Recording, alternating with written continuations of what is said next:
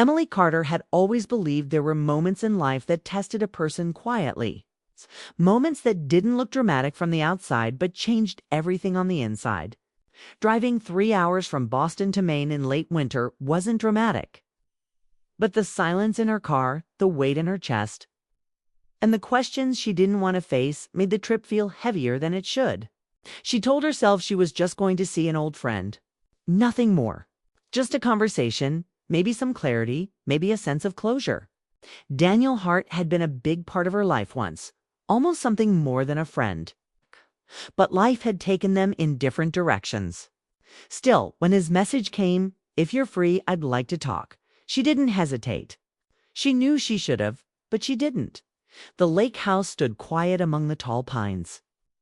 The wooden porch covered with a thin layer of snow. It looked peaceful, warm, the kind of place where people went to rest or think. For a moment, she wondered if she had misunderstood everything. Maybe Daniel had invited a group of old friends. Maybe she wasn't walking into something heavy. But when he opened the door, all her thoughts fell away. He stood there with soft eyes, tired smile, and a warmth she hadn't felt in a long time.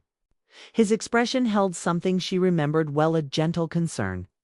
A familiarity, a question he was too afraid to say out loud. He said. Like the word carried history, she stepped inside. And the house felt smaller than she expected. The fireplace glowed softly, casting gold and orange shadows against the walls. The air smelled faintly of pine wood and the tea he always liked. It didn't look like a place where people gathered. It looked like a place where someone waited. She tried not to read into it. They talked at first like two people who had forgotten how to speak freely. He asked about her job. She asked about his new projects. He joked about the weather. She laughed too hard because she didn't know what else to do. The truth sat between them like something fragilers of almosts. Moments they never finished, questions they never asked. Still, she felt calmer with him than she had in months. It was strange how familiar he still felt. After a while, the conversation softened. They weren't talking about big things anymore. They were talking about old memories, college nights when they stayed up too late. The road trip they took in their 20s, the time they almost kissed and then laughed it off like it meant nothing. Every memory carried something unsaid. She wondered if he felt it too. He looked at her the same way he used to, quietly. Like she was someone he didn't want to lose again. A soft song played from the old speaker near the window. It wasn't planned. It just happened. But the moment it began, the room felt different. She felt different. When Daniel stood and reached for her hand, she didn't know if it was instinct or intention. His expression wasn't bold, wasn't romantic, it was careful. Almost apologetic. "You okay?" he asked softly. She wasn't. She hadn't been for months. But she nodded because she didn't know how to tell him the truth. Not yet. He stepped closer, slow and unsure, like he wasn't sure she would let him. When she didn't move away, he gently placed his hands around her in a soft, warm hold. It wasn't a hug meant to promise anything or claim anything. It wasn't even romantic in a bold way. It was simply two people leaning into something familiar. Emily rested her forehead against his chest without thinking, feeling the steady rise and fall of his breath, the warmth of the fire, the quiet music. The closeness, everything blended into a moment she didn't want to break. She felt safe, something she hadn't felt in a long time. For a few seconds, time felt slow and kind. She didn't think about the past or the future. She didn't think about disappointments or unanswered questions. She only thought about how natural it felt to be near him. But just when she felt herself letting go of all her doubts, the door opened. It opened quickly, without warning, letting in a rush of cold air and a soft crunch of snow from outside. Emily stiffened instantly. Daniel stepped back like someone had pulled him away. His hands fell to his sides so fast it made the moment feel like something forbidden. A woman stood in the doorway, not dramatic, not threatening, just unexpected. She had snowflakes caught in her dark hair, a scarf wrapped around her neck, and a calm expression that confused Emily even more. She didn't look angry or surprised, just quietly curious. Daniel's entire posture changed. His shoulders tensed. His jaw tightened in that way he did when he wasn't ready for something. Emily felt her heart drop before she even knew why. "Emily." "This is Claire," he said, voice low, almost careful. Emily forced a polite nod. She had no idea who Claire was, but the way Daniel said her name carried something meaningful. Something real.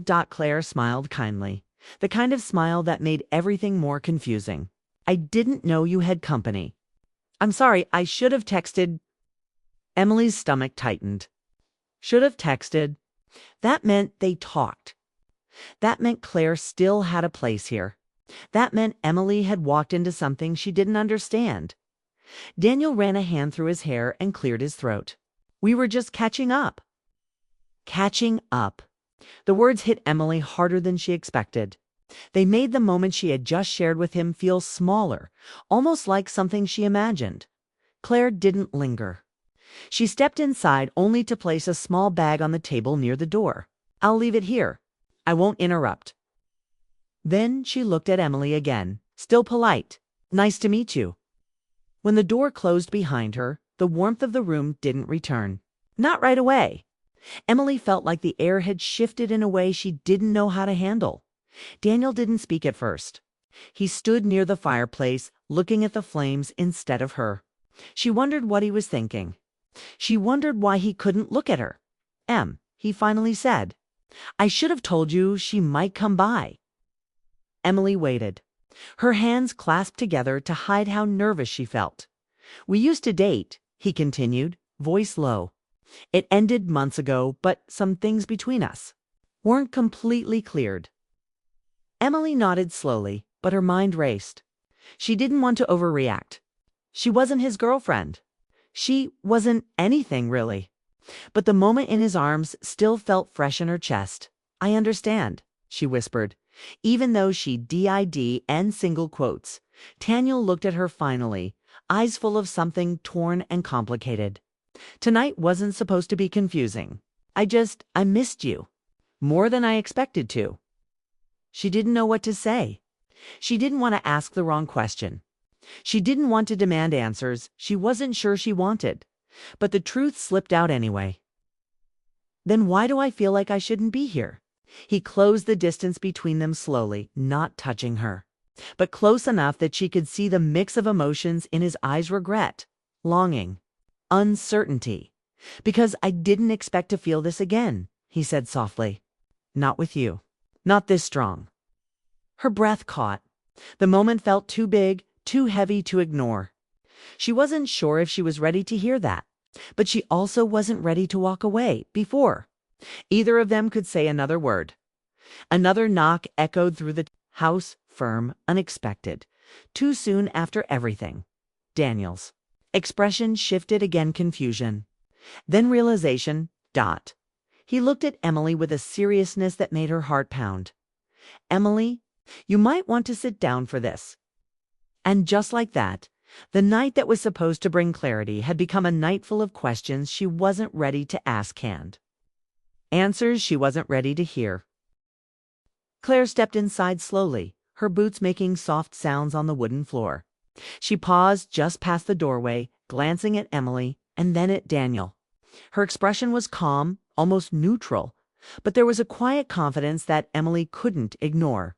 She didn't look angry, and that somehow made Emily feel worse. She felt like she had walked into a room where she didn't belong, even though Daniel had invited her here. "I'm sorry," Claire said softly, her voice polite and unassuming. "I didn't know you had company." Daniel ran a hand through his hair, his face tense. He looked at Emily and then at Claire, caught between the past and the present. We were just talking," he said, and his words felt small in the large room, fragile and careful. Emily's chest tightened. Just talking. That simple phrase felt heavy, as though it had layers of meaning she couldn't untangle. She had come here for something real, something she hoped might lead to understanding or even a new beginning. But now it seemed complicated in ways she hadn't expected. Claire offered a polite smile. "I won't interrupt. I just came to drop something off." Her eyes lingered on Daniel for a fraction of a second longer than Emily liked. But there was no malice, no judgment. Only history. That's all it was, history, and history had a weight of its own. Emily watched quietly as Claire placed a small bag on the side table near the door. Every movement felt deliberate, careful, like a silent reminder that the past still existed, still mattered, even if Emily wanted to pretend it didn't. When Claire left, closing the door behind her, the warmth of the room didn't return immediately. Emily felt the space between herself and Daniel suddenly larger, colder, and heavier. She had just been wrapped in his presence, felt something familiar and safe, and now it was gone, replaced by the stark reminder that he had a past she hadn't accounted for. Daniel exhaled slowly, rubbing his temples. "I should have told you she might come by," he said, voice low. Almost apologetic. Emily nodded slowly, trying to mask the sting in her chest. She understood, in theory. She understood that people had histories. That was life. But understanding didn't make it hurt any less. "We used to date," Daniel continued, finally looking at her, his eyes searching hers. "It ended months ago. It wasn't dramatic or ugly. We just never really ended things properly." Emily felt a pang of emotion she couldn't name. Part of her wanted to retreat, to leave and protect herself from feeling too much. Part of her wanted to reach for him again, to hold on to the moment they had shared before Claire arrived. She forced herself to take a breath. "I get it," she whispered, though she didn't truly. Daniel's eyes softened, but they were still conflicted. "Tonight wasn't supposed to be confusing. I missed you. More than I thought I could." Her chest tightened at his words. They were simple, but they carried a weight she hadn't expected. She wanted to ask why. She wanted to demand answers. She wanted to retreat.